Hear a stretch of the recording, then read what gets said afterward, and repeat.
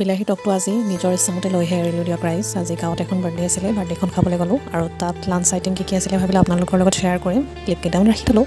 এয়া প্লেট আহি যোৱাৰ পিছতে আহিছিলে ভাজিত আছিলে আলু, বিন, গাজৰ এইবিলাক মিক্স কৰি ভাজিছিলে আৰু ভাত দিয়াৰ পিছতে এটা ডাঙৰকৈ কাটা বনাই লৈছোঁ তাতে, যাতে ঢালি দিব পাৰে দালি। কিন্তু দালি আহিল চব্জি, কিন্তু আহিলে বাৰু অলপ দেৰিকৈ দালি দি গ'ল। যোৱাৰ পিছতে পিছেতো আহি আছে বিলাহী। মই ভাবিলোঁ আজি বিলাহী মাজত লোৱাত একেবাৰে নাই, আজি মই বিলাহী কাষতে লওঁ।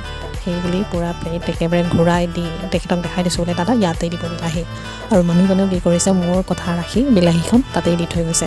আৰু যিহেতু বাৰ্থডে হয় পায়সটো লাগিবই, পায়সটো কম্পালচাৰী আৰু পায়সো আহি গ'ল।